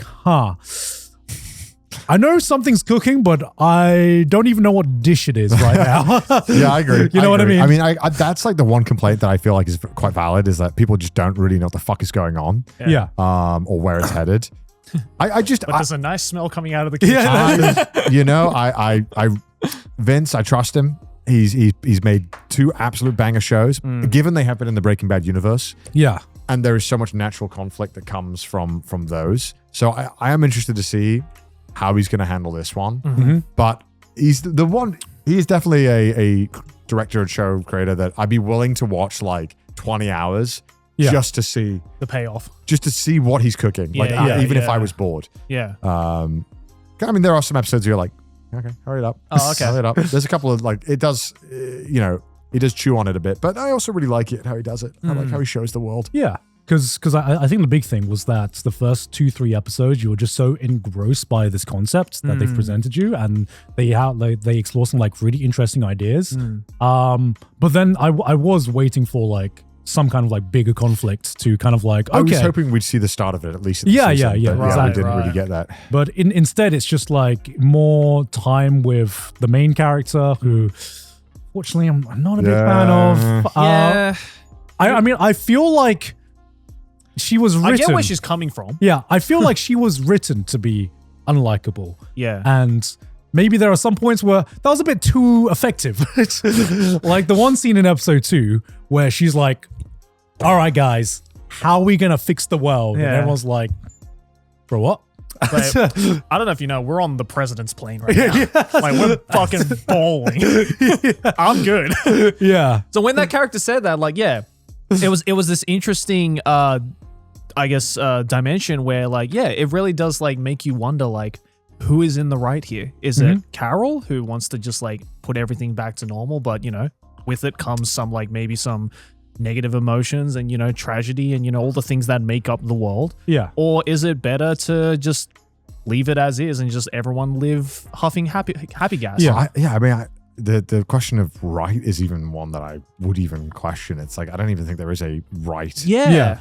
I think the motivations of each character so far are pretty genuine. They're valid. I don't think anyone is trying to cause harm. They've been put in the situation. I think they're all just dealing with it traumatically. Totally. One way or another. Like the Indian woman who has the kid. Yeah. And she's like, that's my boy. Like, of course I'd understand. Like even if it was a fucking weird hive mind kid that somehow knows everything, I can understand why this character would be like, that's my kid. Yeah, totally. Exactly. And it's just, different perspective over this one big event that has happened. And I think everyone has like a valid viewpoint based on what their character history was, and I feel like because of that, like I said, because of that, during like the middle part, it just meandered a little bit where it was just like, okay, where are we going with this? How, like, there are some like big revelations that happen like midway through, and then that really make you question, oh, okay, this is kind of like a big truth bomb, and then it gets like addressed almost immediately to be like, oh, okay, that actually makes sense. But I think that's also, I feel like that's what he's building up. I feel like what he's doing is, I don't know, like I'm trying to imagine, I in a world where there's some kind of fun payoff here that I'm anticipating is that we are almost trying to be lulled into a sense of security with this hive mind that they won't do anything bad. And I feel like as the show goes on, and perhaps maybe they become more desperate for their own reasons, I feel like it'll be the erosion of that safety that we've been completely lulled into, and every explanation makes sense, and everything makes, like, we're all like, okay, I guess that's fine. I guess you can grind, I guess you can do these things. Like, I think that is what they are trying to do, although it is frustrating at the end of the season not getting anything to be excited about. I think that's the biggest thing. 'Cause I didn't leave the season being like, can't wait for season 2. It's like, I'll watch season 2 when it's out, but I'm not like, you're not gagging at it. No, right? Like, it's not like a Game of Thrones peak cliffhanger back in the day when that was like, when that was all the rage. So I feel like, I just imagine that I'm hoping the central conflict will become from this hive mind as it kind of, I hope it starts to show cracks in the hive mind. Because I would say there's one character that gets introduced to the end that was just like, all right, I'm back in. I like this guy. You know who I'm talking about? Yeah, made it interesting. Yeah. So, honestly, I think right now the thing that draws me the most to this is how interesting the concept is. Yeah. And I almost wish they explored like even more interesting ideas regarding that concept, because we did get a lot of character moments in here. And there were some points where I was just like, I don't even need a central conflict. I just want to explore some, weird shit that is the consequence of this huge world event. So worth it to finish season 1? What would you say? It might be a case of like in 4 seasons, it'll absolutely be worth it. Right. Yeah. Or it might not be, but it's hard to tell. It's really hard to tell. But I think Vince Gilligan has proven himself as a trusted person to watch in making thought-provoking and especially amazing character writing. Yeah. So I think this made me want to go back and finish Breaking Bad. Yeah. If there's anyone who can probably make this kind of wish-washy ending of a first season into something spectacular, I think it's Vince Gilligan. Okay. So I think it's going to be maybe on the back burner and maybe revisit in future when more seasons. No, sure. But we'll see. Because this is a good series, right? In terms of production value, amazing. Yeah. And I feel like the only issue with it is that I don't know where the story is going to go, which could mean 2 things. Maybe next season there's gonna be this big reveal, and you're gonna be like, fuck yeah, that was all worth it. Or maybe it's not. There is not enough early signs for me to say if which part of the road is going to walk down. And pretty much the only thing that is going to keep people invested, I think, is the name of the person who wrote it or created it, and the trust they have in the writer. Fair. Yeah. I enjoyed the first 2 episodes a lot. Yeah. They are probably the best too. Yeah. Sick. I won't lie. I'm so excited. Shit. Yippee. We just Joey was like, this shit goes hard. And I was It's like you've already experienced pink. No, like, I think it's just like it is a bit of whiplash. The first 2 episodes are paced quite fast, and the reveal of information is pretty steady, and it almost becomes a drought. That's why I while. thought. Yeah, that's why I thought though, based on just the first 2 episodes alone, I thought it was going to end with this season. I think the pacing was going to. Well. I think they definitely could have been that, but I Vince Gilligan, let him cook. All right, he'll cook. I believe. Yeah, true. I believe. And that was our anime club for this month. That was one thing. There was one thing I watched. Mm-hmm. Yeah. I don't know why I did this. Yeah. Perhaps some of you might think this is self-harm. But Gaunt convinced me. Gaunt told me that My Hero Academia gets good. That's what he said on the episode. You didn't. I watched all of My Hero. Yes. I'm so sorry. Okay, so why did I do this? Yeah. I was moving, and when you're moving, you'll know that like when you hire movers and stuff, and I was traveling a bunch too. Yeah. I just knew I was going to have a lot of time where I needed to be available to be able to pause something and like do stuff, but also I wouldn't be able to do anything. Sure. So I was like, okay, you know what? Fuck it. I'm going to find a show. I'm going to watch it. And for some reason, I was like, you know what? I've been on this arc of giving things a fair shake. Yeah. And going back on my word, or not my word, but like, not going back on my word, going back on my older opinions and revisiting them. Because I do think that as human beings, I think our tastes change quite rapidly. I don't think we realize how quickly they change. Absolutely. And often we are very quick to never want to revisit something. But there was clearly something that I liked to begin with. Sure. So Gaunt told me My Hero Academia gets good, and I was like, you know what? I want to see if Gaunt was cooking. And you know what? I think Gaunt was kind of cooking. I think he was kind of cooking. Let's go. I think, here's what I'll say. Okay, so when I dropped My Hero Academia, I dropped it around season 4 or 5. It was right after we got introduced to La Brava and Gentleman. Yeah. Because I was just so fucking sick of that bullshit. I was so sick of My Hero Academia doing My Hero Academia things. Okay.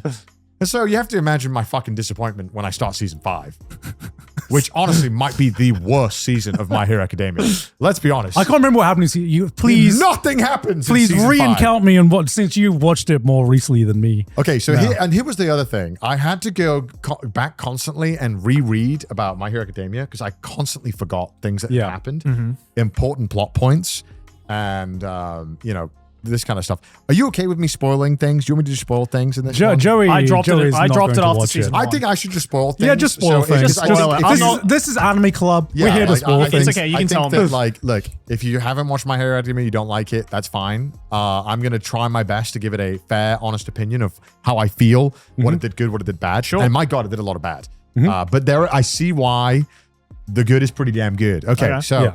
season 5, unfortunately, kicks off where they do another fucking school arc. Where Your they do, favorite. Oh my God. And it's like, this was the most frustrating shit ever.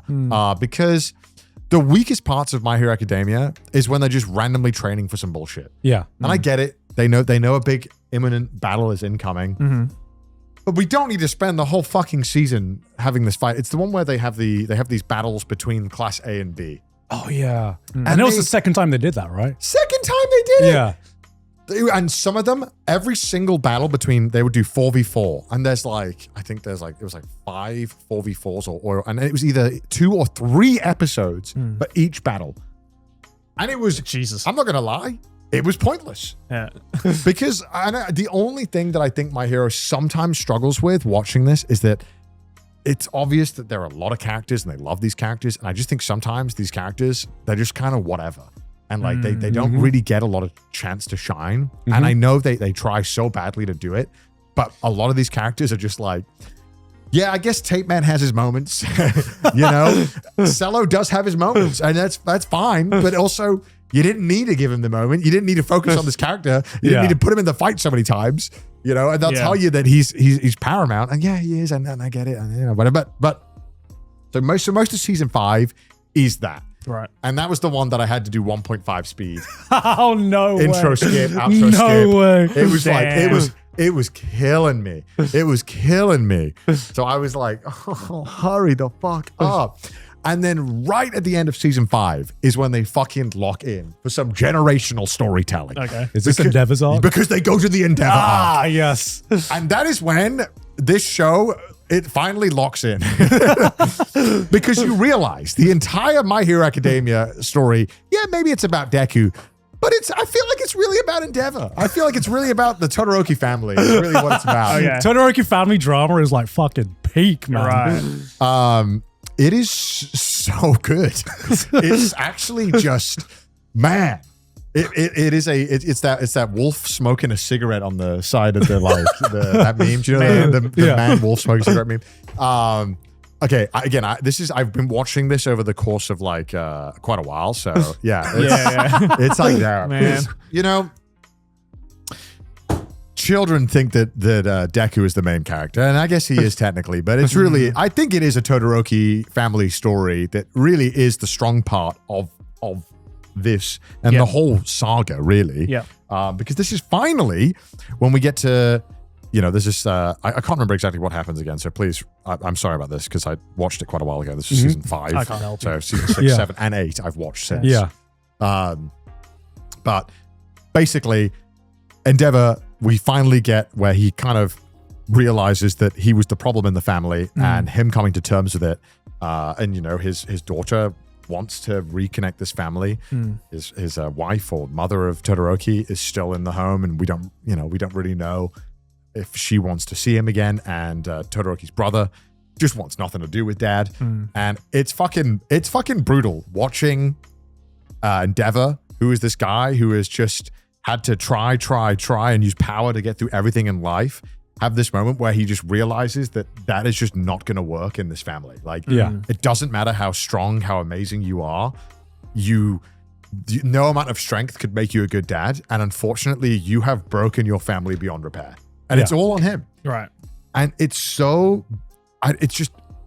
crazy that this show that just absolutely has some of the most dog shit characters just absolutely nails a home run. Watching Endeavor just have to be like, he's talking to Son. He's like, I know you don't love me. I know you will never love me, but I'm going to be here. I'm going to do what I can for this goddamn family. And I'm taking this seriously. And I don't need you to tell me you love me. I'm going to do it because it's my job as a dad. And it's so fucking good. It's so fucking good watching him do it. And it's so unexpected of My Hero. I don't know. Like, where did this come from? It's always alluded to Endeavor, but it's such a beautiful story. And it's obviously, it expands beyond that throughout the seasons. Yeah. But the best parts of the show after that is anytime Endeavor has to like lock in for a fight because the emotional weight is there. And there's a big thing that happens that I can't believe I didn't predict, because it's so obviously predicted the entire time that I feel like such a fucking moron for not being able to see it, which is fucking Dabby, which is the main villain, the blue flame guy, is fucking Todoroki's brother. Oh, okay. Yeah. Which feels so obvious in hindsight. Yeah. Major spoilers, Mudan, we should probably mention that. Oh, I mean, we've already had major spoilers. It feels so obvious, but he is basically another son that had these amazing flame powers that were even stronger than Endeavor's, but he couldn't withstand the burning on his body. Right. And so his dad was obviously Endeavor's like, you're a failure. You are not my son because I want a son that can do fire and ice and can do both amazingly. Yeah. So you are a failure to me. So, and that's how, he almost pushes Dabi out of the family from this mindset. Like this, even the marriage, you see how he got into the marriage.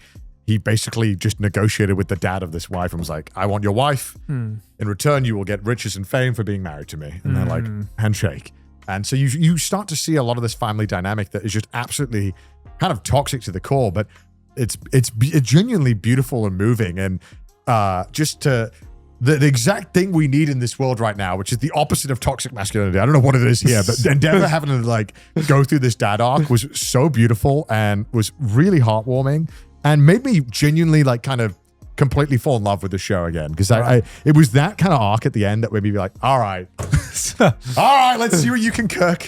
Yeah. That was the end of season 5. That kind of starts at the end of season 5, and there's a I think I forgot if you go to the episode season names on Wikipedia, I can kind of show you where it starts happening. There's like 3 or 4 episodes where it kind of focuses on Endeavor right at the end of season 5, I believe. It is, I believe it is the end of season 5. And that's kind of like when I got to that point was when I was like, God damn it. It was such a good arc that I was genuinely back. Yeah. From all the shit they've put me through. No, that's not it. Is that season 5? Sad Man's Paradise. What's Sad Man's Paradise again? Tomura Shigaraki's origin. Was the end of season 5 Shigaraki's backstory? Oh, that might have been it. What's season 6 then? Quiet Beginning, Miniko's Encounter Oh no, this is when they're already in the fight, right? Yeah. They've already started the fight, I think. Yeah, so it's the middle of it was end of season 5. We had Endeavor story, I believe, and then Shigaraki's backstory. Yeah. And then they go straight into Shigaraki's like transformation. If I yes. remember So that happens, right? Because they do the raid. Yeah, they do the raid on the hospital and the mansion. Yeah. So they after this arc, finally after this bullshit training, they're ready to fucking fight the villains. And so for the next basically season 6, season 8 is one long fight. Jesus. Kind of essentially. Really, there is a little bit of a break point, but it's basically one big battle. Let's stop for lunch. One big battle, a big disaster, and then the final battle, basically. I see. Because there is and it's, the battle is great. And I will say, it's kind of nice, and you said this to me as well, and I do agree with what you said. It was nice to just watch a goddamn honest, hard-working shonen do its thing. It was nice to see a shonen return to its roots. Yeah. And, see the friendship. And like, dude, like, I know the friendship shit is so corny in anime, but I will say, My Hero's done it very well. Yeah. I think they sometimes it could be like, I did it with the power of friendship, but man, he did do it with the power of friendship, and it's good. You do be right. And it's good. And I will say, like, again, the main story that really I think was the standout of the entire show was the Endeavor arc and all of Endeavor's, I feel like, family moments. I agree. I think that was the strongest story arc. And even at the end when they start wrapping up, and even during the battle, all of the arcs that were I feel like the highlight was the Endeavor stuff. It was really good. The One for All stuff is great too. Yeah. And Shigaraki is also good, but I just think it really pulled out all the stops for the Endeavor arc, and Endeavor as a character is it's such an easy guy to hate when you first introduce to him and you learn about him, and to watch him go through this change was just. I mean, I also really turned around on Bakugo as well. Yeah. I know he becomes likable. Yeah. Well, I don't know about that. Okay. I spoke to Gon a little bit about My Hero, and I had I do agree. Bakugo was my main issue. With all of My Hero for the first 5 seasons. Yeah, you had a massive hate for him. I fucking hated Bakugo. I will say, after watching all of it, a little better, but it's still kind of insufferable. Like, in a way. Like, I get. Yeah. And I think that I understand that's what the intention was with the character, to make this character that is so fucking annoying. Yeah. But the whole point is that he is so unable to express his emotions in a normal way for whatever reason. And that is how he chooses to show appreciation. And And there's like, especially when there's a moment, and okay, sorry, I'm getting sidetracked. There are so many moments in the show that I remember from memes. Like, you remember the meme, Bakugo dies. Oh, yeah. And I like watching these memes play out, but I'm watching them happen basically in like real time. But I'm watching weeks of memes play out. Deku's quirkless, like all this shit. I'm watching it all play out. It's really funny to see it and to remember the memes and how big of a deal they were when these chapters were coming out. Right. Yeah. But spoiler alert, Bakugo doesn't fucking die. Yeah. Yeah, I figured. Yeah. He does for like, I don't know, I guess in the episodes, he's dead for like 10 episodes and he comes back. Because of course he does. So He comes back. Well, he's like resuscitated and like revived. Oh, bro, when he comes back, it's just like It is kind of hype. I won't lie. It is the dap up of history. like motherfucker, this is like he can't. I'm just gonna describe it to you. He like comes back from the death, and Deku's in like the fight for life, right? Yeah. They fucking look each other in the eye. Not a word is like said between them, and then there is like the most historic dap up of like history, where Deku throws him over to like save All Might. Yeah, that I will say he probably has the most hype moment of any of the fights when he goes like Dicko mode. Yeah, it's kind of amazing. Like his moment during the fight, I was like, God damn, okay, you've earned it. Fair enough. My Bakugo slander was unwarranted. You did it. Fair enough. Yeah, he's still maybe a character that I strongly dislike throughout most of the show. He has his moments. I still don't like him, but I will agree his redemption was worth it. I'm doubling one thing that we have mentioned before on Trash Taste is our opinion that All Might should have died at the end of season 3. Is that still of your opinion now, having finished it? Ah, man. I think it was really hard to handle All Might as a character in so many ways because he's he is, throughout all the story, especially later in the seasons, All Might is basically not in it. Like he is there as a supporting role. He'll pop up, and but his legacy is more of a character than he is. Every character, All Might. Endeavor is talking about All Might, his legacy and how it affected his life. How almost All Might existing and All Might's existence is basically what forced Endeavor to realize I was not able to become number 1. So what else did I fucking fuck up? Like, what else was I not able to do? Like, why? Okay, I couldn't get my dream of getting number 1 being the most powerful. And it's almost that legacy and that overwhelming power and superior, like All Might's superior hero skills that he had to come to terms with, that almost, that's what made him reflect internally on his family. And all of his legacy on every single character and the world is so present throughout that you're like, damn, it is kind of a shame they didn't kill him. He should have died, but he does have some fucking good moments. Holy shit. His moment is kind of beast. Bro, his comeback. Oh my fucking God. I did not like, I didn't expect it. Like, I don't know if you expected it because I was just like, oh, he's going to be sidelined. But there's this moment in season 7 where he fucking, every hero is like either dead or like incapacitated. One for all. Was it all for? Yeah, all for one is on his way to like wreck shit. And everyone's like, there is no one left. Fucking All Might steps up and he's like, he is still this like scrawny ass man, but goddamn, the fucking aura on this man. His aura is yeah. So basically what happens is, obviously in the movie, which I also watched, I didn't watch it this time, I watched it in theaters. There he goes to America, and there's the girl who's the tech wizard. And of course, it's the shoehorn in where they got to put the movie character in, but it makes sense, I guess, in this say.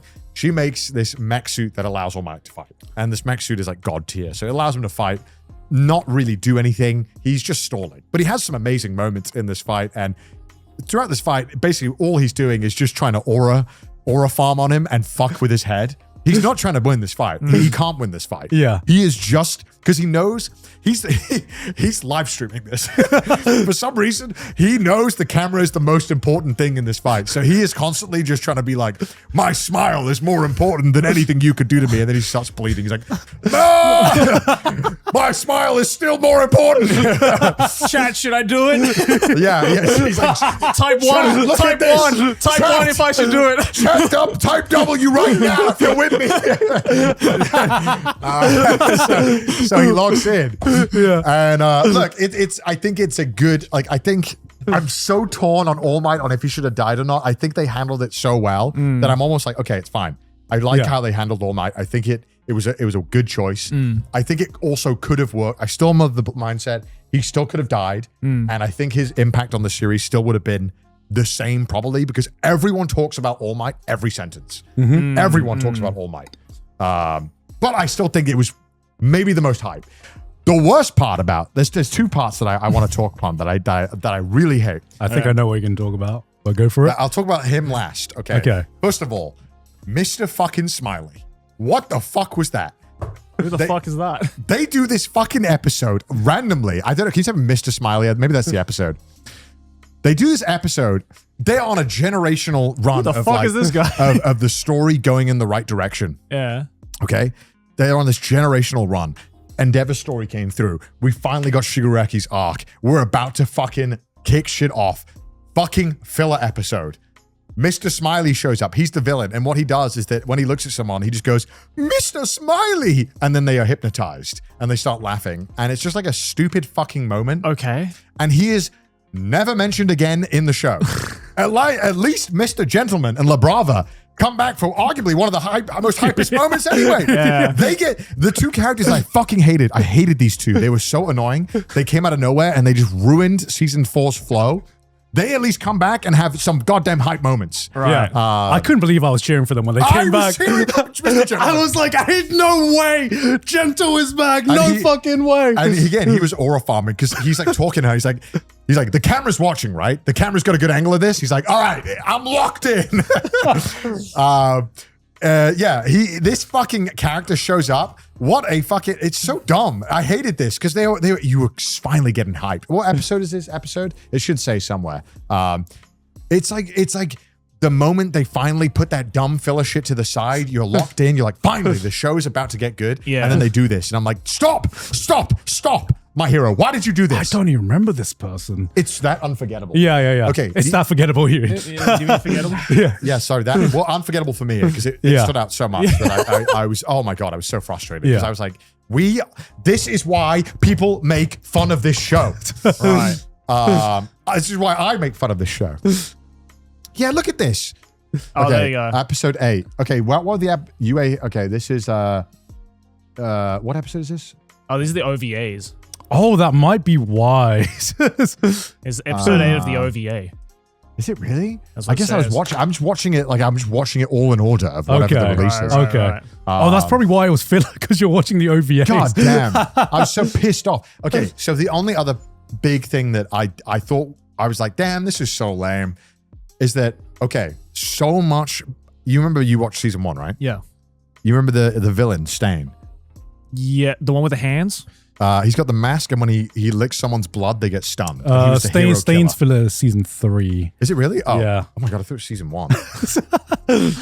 He is kind of like. Yeah, I've never seen this guy. He's kind of another character that almost is like All Might, but for villains. Yeah. Okay. He's the pure embodiment of what the villains were trying to strive for, which was just a goated villain. He's the woat.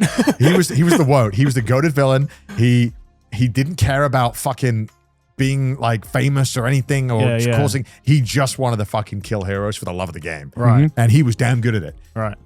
And so throughout the show, throughout the seasons, they're slowly kind of hyping him up. And when All for One finally gets released, he breaks out all the prisons, and Stain also gets released. But he goes to disheveled All Might and is like, look, I fucking hate these new villains. They don't do it. They're not like me. They don't do it for the same reasons I do it. Here's where they're hiding. Here's where all the info is. don't fucking, he's like, stop. Because All Might's going through this, like, I don't know if I'm the GOAT anymore. I might be washed. And he's like, what the fuck are you talking about? You see that? He's like looking at the statue. He's like, look at this statue. Look what you mean to people. You are the GOAT. Right. Without you, there is nothing. Without what you stand for, there is nothing. And it's so hype, and you know he's going to come back. Yeah. And then during this All for One fight versus All for One versus All Might again, when he has the mech suit. Yeah. He shows up and he fucking stuns All for One and then immediately dies. Like 0.3 seconds. He shows up and dies. Damn. It's so pathetic. And I was so sad because I love Stain as a character. When your goat is washed. He was my goat. He's chopped it on. He's one of the characters that I thought was so interesting and so well handled. Yeah. And they just fucking insta-died. Yeah. And I don't think I've seen any other character in the show get done so dirty. Even fucking Cello Man and the fucking Bird Caller and fucking Cementos got more fucking time in the sun. It's ridiculous. My boy Stain got done so dirty. Was that who you thought I was going to talk about? No, I thought there was this moment in season 7 where you're like right in the middle of like all of these hype fights that have been built up. Obviously, to the Todoroki, you got the Deku fight, you got the Ochiko fights with Crazy Girl, and like you had all these fights going on, and then they were like, nah, let's go to Many Hands Man and Crocodile Guy. And and by the way, racism is a thing, and it's bad. And I was like, I feel like there is an idea for a really like deep, hard-hitting story here. Yeah. But you can't just introduce this in season 7 and expect me to be like invested. Yeah. I think I made a joke like 10 years ago, or whenever the first season came out. Yeah. 10 years ago. Wow. Okay. That I remember I posted this Twitter video that was me being like, oh, this is my hero quirks be like. And it was just like, this is my son. He's a printer. And I would just be like, it's like such a weird world that the guy is like a cement brick. He's like, how the fuck was he born and turned into that? And how does this world function with people who... That's a painful birth. How does the cement guy breed with someone else? How does he fall in love? You know, like all these things that are fascinating. They kind of lightly touch on it in season 7. Yeah. It was kind of weird because it was like the show had given no inkling that there was ever any kind of tension between people with normal quirks and quirks where they change their body or turn them into monsters. There was never any, at least from what I remember, never any moment where the show you watched like how many seasons in a row, and it was like not from season 5 to onwards. I This can't was the remember only either. part where they're like, yeah, and there's racism in the world, and we don't like it. And it's like, okay. It's like the world's ending. You know? Like, I get it. It's a big deal. I'm not saying it's not important. Yeah. And then you know what the worst part is? It is confirmed in the show that this is real, by the way. Okay. This is real. The Koopa guy, I forgot his name. I've watched like 8 seasons back to back. Shigaraki and the Koopa guy. Oh, yeah. They play League of Legends together. confirmed. This is in the show. In the show, I don't know if this is Netflix subtitles scamming me. Yeah. They literally say they became friends from playing League together. No wonder they're the League of Villains. That's what I said. That's why I knew Shigaraki is the most evil. I think. Can you Google it? Can Shigaraki plays League of Legends? Just I don't know. Just I had to screenshot it. I was in such disbelief. Actually, I wrote it down. When we both found out that we were bronze rank, I knew there was the main villain. Shigaraki states that he states that he used to play solo in League of Legends. Wait, can you get like a screenshot, like an image of this? I have the actual. If you want to know what. I wrote it down because I actually was. That's crazy. League of Legends? Yeah, I played that one. Oh, actually, I do remember this moment. In episode 163 at 12 minutes 08. If you want to go to it, I don't know if we have like. Yeah, I do remember this moment. Yeah. And I was I actually stood up. I was like, are you fucking kidding me? Are you fucking kidding me? The main villain of I guess second main villain. The second main villain of this show is a fucking League of Legends player, and he found another villain in a deep depression because they were both playing League. It writes itself. The parallels are. All right, so I've not talked to anyone about this yet because the season has just ended. But we have also seen the memes and the reaction when the manga ended. Mm-hmm. Yeah. And how much heat My Hero Academia got. Yep. And so I wasn't sure what to expect either. I was like preparing. I was like, maybe it's going to be a shit ending, but whatever. It's season 8 has done good to me up till now. So what's this ending that people are going to have been flaming My Hero Academia over? I think it was a pretty good ending. A good ending. I It's a think good it was ending. a good ending. I thought it was good. I do not know. Yeah, where are the complaints coming from? Manga readers, I'm just realizing, just don't like any ending. They're just Yeah. fucking sick and tired of their show ending. Yeah, that's true. Like, I thought that, it wasn't like the ending that, it wasn't like a fucking Code Geass ending or whatever, but it was a satisfying ending that ended everyone's story arcs. And you know what? There was enough time to kind of like tie up all of the loose ends. We got the epilogue for like the Todoroki family drama. We got to see where all the characters ended up as well, and the aftermath of the big fight and disaster that came down. And I thought it ended with a really succinct and coherent message as well. And a lot of it, I think it was the ending specifically that sold me on why, even though Deku wasn't my favorite character in My Hero Academia, I do think he was the right character to be the protagonist in My Hero Academia. And I feel like the season 8 really. Holy shit. Is this it? Lol, I played it too. I was a solo player. That's how they bonded. That is how they bonded. Because they both played League. It's actually insane. Jesus Christ. I agree, and I really loved the epilogue. Yeah, I thought the epilogue was really well done. I love how there was just, I don't know, I thought it was really cool because it's like, and it was also very Japanese in a sense where there was a lot of focus shown on the restoration after this giant battle. And it felt very reminiscent of the same kind of atmosphere that you see in Japan after earthquakes. Yeah. Like this mentality of like, everyone comes together to fix everything. doesn't matter what your power is, doesn't matter what kind of hero you are. Yeah. We're all out here just trying to fix it and try to improve stuff for everyone. For sure. And it was a really good ending. And like you said, they tie up all the arcs. I enjoyed that there were some villains that got some redemption, but it's not like a clean redemption. It's not like, it's not saying you're absolved of all your sins because you helped out. It's like, hey, you did some wrong, but showing that you can do some good and that you want to do good is the first step in that direction. And I thought it was well handled. Sure. I feel like maybe a lot of people were angry because they were kind of like, I think maybe waiting for Deku to become that All Might, that kind of like All Might symbol. And after All Might had his moment, nobody really reached that, same level of status. Yeah. But I thought like in the ending fight where, it was shown that it's kind of like Deku's weakness that really was his strength as a hero, and how it kind of, instead of having a symbol that people relied on to fix all the problems and beat all the villains, it showed that even a normal person could become a hero and should become a hero and try to be the best person around them, to the people around them. And I thought that it was such a succinct message that My Hero has clearly been building towards for the entire run.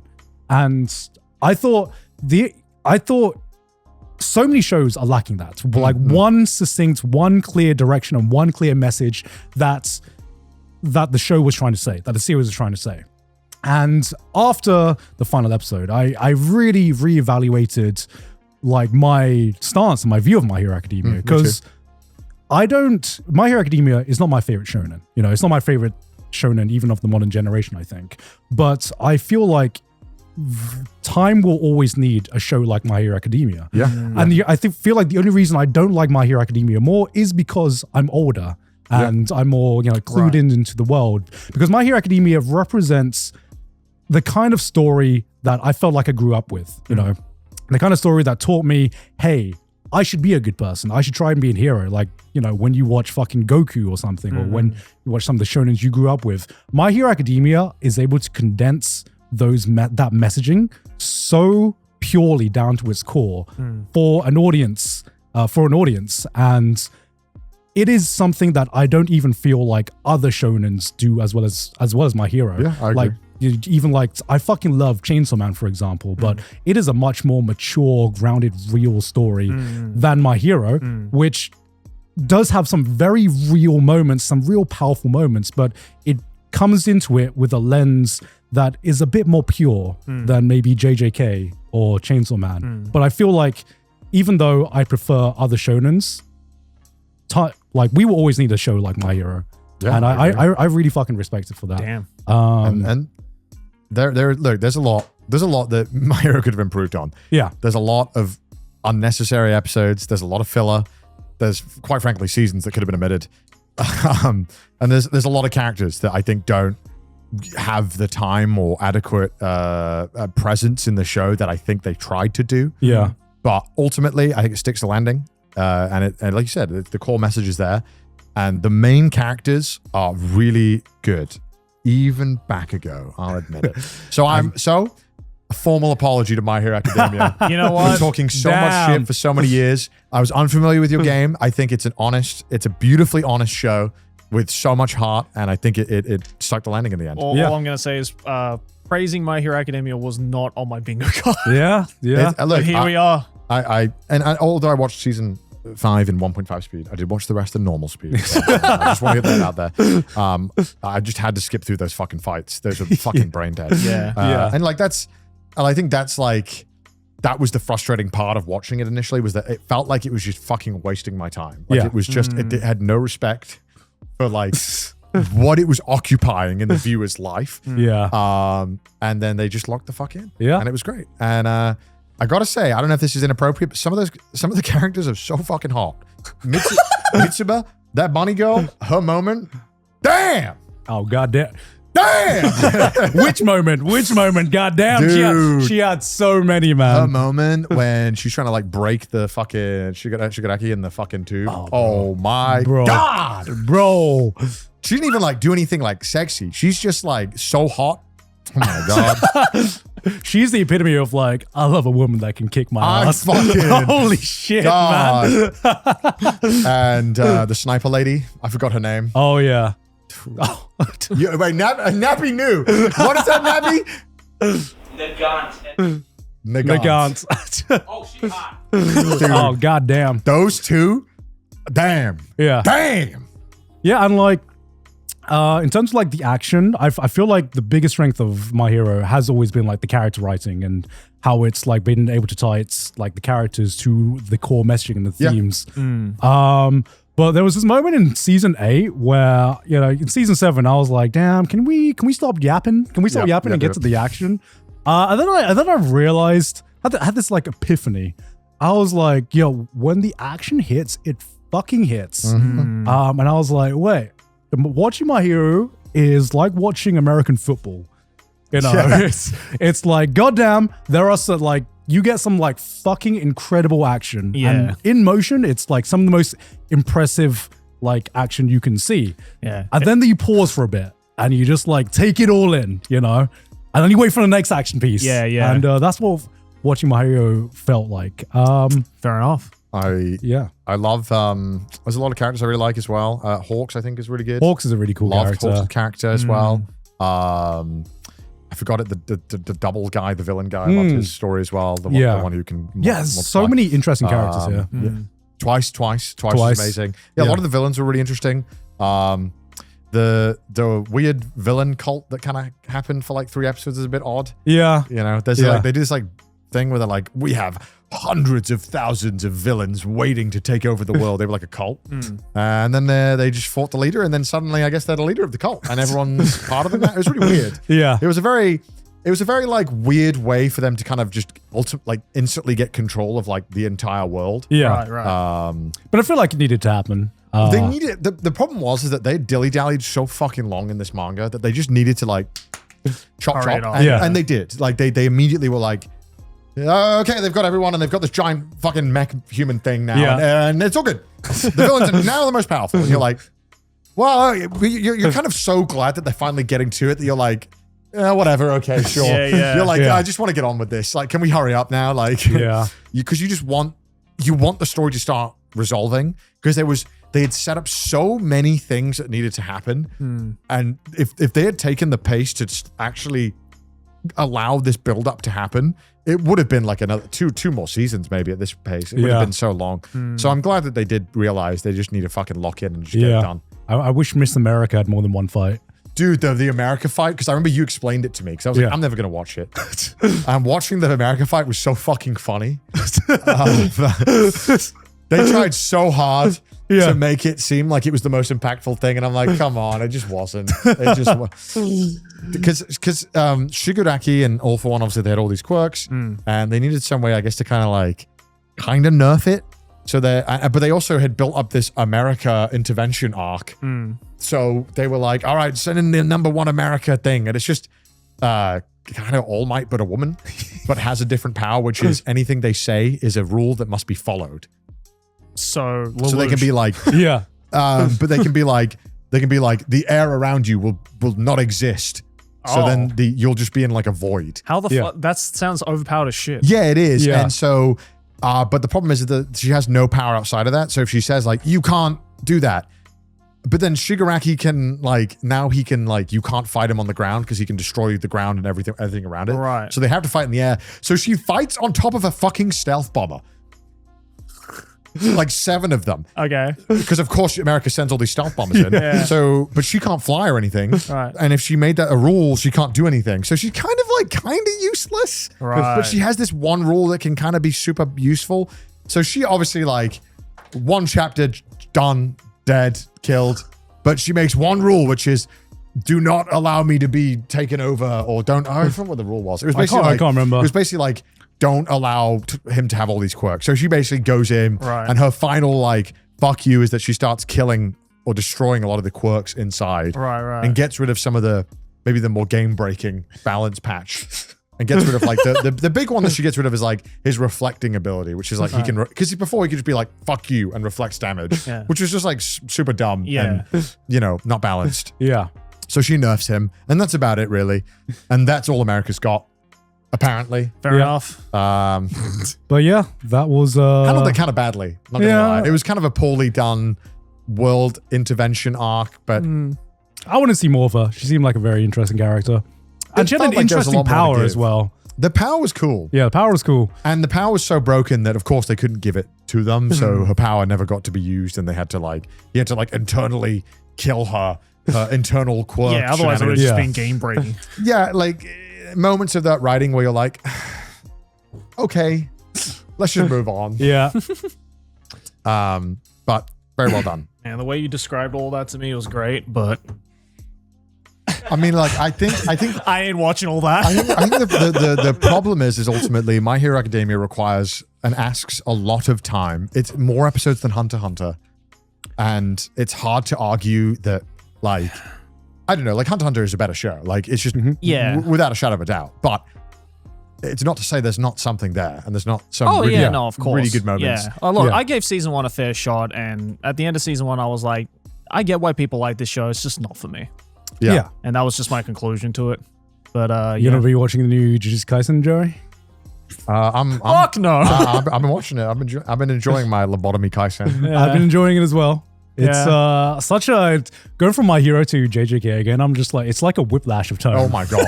Because this is the next anime I've watched since that, and it's oh my god! Right, that first episode, Jesus Christ! It's good, man. I gotta ask, right? Because do you think animators know which scenes are gonna be memes? Yes. Because they knew that. Holy shit! It was because the one scene that has gotten spread around from JJK season 3, it was designed to be wildfire. Yeah. I was Which meme was it? Huh? JJK season 3. It should just come up if you just type that in, I feel. Yeah, JJK season 3. There is one cut from one. The Naoya flip back. Yeah. It's the one where he flips his hair back as he's fucking. Oh, yeah. Now you flip, maybe. Okay, flip. yeah. This meme is kind of That's why I learned the word lobotomy Kaisen, because apparently whenever Jujutsu Kaisen is airing, you will be lobotomized by the amount of memes you're going to be subject to. Yeah. JJK has almost taken over JoJo in terms of like the kind of like the meme game. That I think it kind of has. Yeah, you know? I've seen this everywhere. Yeah, I saw this and I was like, I saw this when it came out and I was like, yeah, this is going to get memes. And like, it has like fucking clockwork. It is a great shot. I want to know, because I haven't read the original manga. I just want to know if this is like completely anime original, or was there any panel in the manga that even alluded to this? You know, I'm not too sure. The absolute the absolute audacity of this car. I just love this show because it's like, what if power scaling was just absolute buckets of heroin? Like, what if we just don't fucking even begin to try and measure it? We just fucking smoke it. Yeah. Like, it's through the fucking roof. It's so fun. It's hard not to have a smile watching the like scenes like this. You know? It's just, it's so ridiculous. Yeah. And it's also another meme because this arc is the culling game and they show the rules. And it's a giant fucking wall of text on the screen. It's ridiculous. Can you show the culling game rules? Yeah. It's like a freeze frame of the rules. Like, look at this. I remember watching the anime. I was like, what? I had to like pull it out and go, oh! No, where's the frame? No, it's blue. The frame is blue. No, you'll see it. Oh, there it is. Go up. That one. Yeah. No. Right next to it. Right next to it. So this holy fuck. This screen pops up for a second. And it's so funny with the English subtitles. It goes over all of the Japanese text. It looks even more confusing. Like, my God. And it's on screen for like 5 seconds. Yeah. Nowhere near long enough for you to they just drop a fucking light novel chapter for like 5 seconds. And at this point, you don't even know what the fuck the culling game is. So they drop the rules before they even explain anything. So it's like, what the fuck? They don't need to. Just pause and read that. Yeah, you don't even know why they're even showing the rules because they don't even mention it yet. It's not even mentioned. I think the moment is just like, okay, we're taking part in the culling game. Yeah. And the culling game just pops up and then it just goes to the next scene. You're like, and it's like, huh? Oh, okay, I guess. Yeah. And I'm just like, they bring up the flow charts when they start explaining the reason why this game is happening. There's literal flow charts in the show. Yeah. Jesus. And it was at this moment where I was like, oh, damn.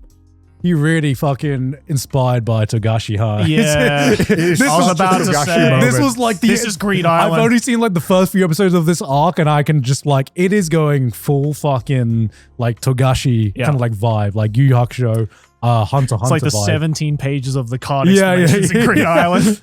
Yeah. I mean, And the boat arc is actually ridiculous. It's still going on. Technically, yeah. Yeah, technically it is. And yeah, I'm very, very excited for this new arc of JJK. At this point, I'm just like, I'm on board. I'm on board with just the memes and the hype. And if I just get some good fights, because it seems like the powers are getting more and more kind of like out there and ridiculous. And it from this first fucking few episodes of the Culling Game arc, it just seems like the powers is going to get more, let's say, JoJo-y or kind of like Hunter-y maybe, where they are not just your standard. I mean, they weren't your bog standard powers anyway, but maybe leaning even more down that rabbit hole. Right. Watching this feels like the fifth beer. It's like, fuck it. Yes. Another one. Yeah. Why not? It's so good. Yeah. I think it's such a fun show, and the reason why I've never thought the story is like amazing or quite frankly even exceptional. I mean, it's a solid like story. It's alright. My God, it's just fun. It is just fun. Yeah, that's fair. And it's the reason why I'll just watch it every time it airs because I'm just like, it's just good fucking fun. Fair enough. Yeah. What's next on your watch list then? Since you are going down this... I don't know, man. I think I should give 86 another fair shot. Maybe I should go back to it. Maybe it's the next one I do. I don't know. If I do, I'm not going to say anything until I've fully done it. What if you watch it and you hate That's it? the thing, is that like, I want people to know that this isn't me doing like a fucking redemption. It's me like, I'm trying to genuinely... Reevaluate. I've told you, like, I'm trying to watch media and like find the fun in it. Like, because I think I was a consumer where I was watching things for the sake of watching things or staying in the loop. Yeah. And I feel like it's a thing that a lot of people find themselves doing nowadays because the internet kind of, it's trends. You got to be in.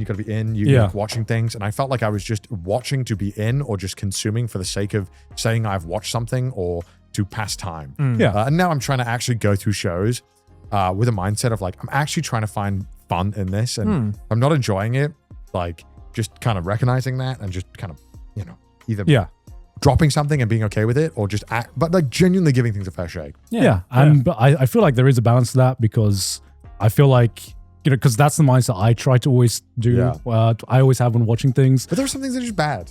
I mean, there are some things that just might not be to your taste, That's true too. Because I was like, 86, I like it, but if the first season didn't grab you, second season is probably not going to change your mind. I was really like, My Hero was just like, there is a lot in the later arcs that you will not get by just watching like up to like season 3 or something, which is why I really recommended that. But like, maybe for the life of me, I know there is nothing that is going to change your mind about Oshinoko. Like that's another one where I feel like I'm not just hating on it because whatever. I actually genuinely thought it was just bad, and I felt so vindicated when the public sentiment changed on that show. Because I was saying it was bad since like episode 3. I was like, this is not going in a good direction. Right. I'm seeing the writing on the wall. And everyone's like, yeah, but the music. I'm like, so I'm trying to just not blindly throw hatred or to say something's bad or to just dunk on things because like, I've really enjoyed things that people shit on, and I'm like, not that it changes anything to me, but I know for some people it does, and I just want to make sure that when I'm saying things, I'm just like, I'm giving it a genuine fair shot. And if you clown on something, then I'm still going to clown on things. You know it's worth clowning on. It's on the heart. It's worth clowning on. So we'll see. Yeah. But it's the internet. I don't really care if people, care if I, like their show or not. Because people, who watch us will still be like, well, Joey said this 5 years ago. It's like, bitch, I don't even know who that guy is. I don't know who I was 5 years ago. Yeah, exactly. That shit has changed. God forbid an opinion changes. The only difference is that there's a 4K recording of me doing it and there isn't a view. That's the difference. But I think being able to change and being able to be like, that guy 5 years ago, dumb as shit. He didn't know what the hell he was talking about. Yeah. I think that's fine. Recognizing that is fine. Yeah.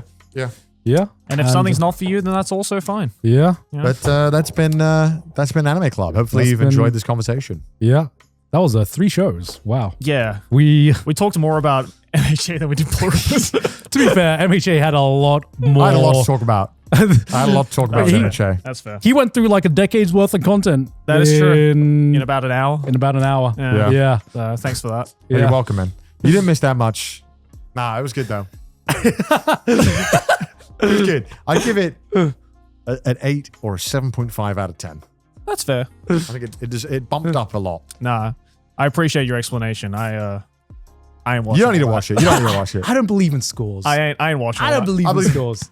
Feelings right here. That's what I believe. Fuck off. Anyway, that was Anime Club. Hey, next week, you guys can recommend an anime to watch, a game to play, a movie to watch, whatever it might be, down over in the Patreon. So if you want to go and give us your suggestions for next month's Anime Club, make sure to follow us on patreon.com/trashtaste. Because if you do support us over on Patreon, like all these lovely people on screen have, then you'll also be able to get to watch weekly exclusive Patreon content. This week is just me reacting to Chainsaw Man and Pluribus, but there's years worth of content out there that you guys can go check out right now. So make sure to go do that by going down to patreon.com/trashtaste. Also follow us on Twitter, send us memes on the subreddit, and if you hate our face, listen to us on Spotify. Go check it out. All right, we'll see you guys next week. Bye.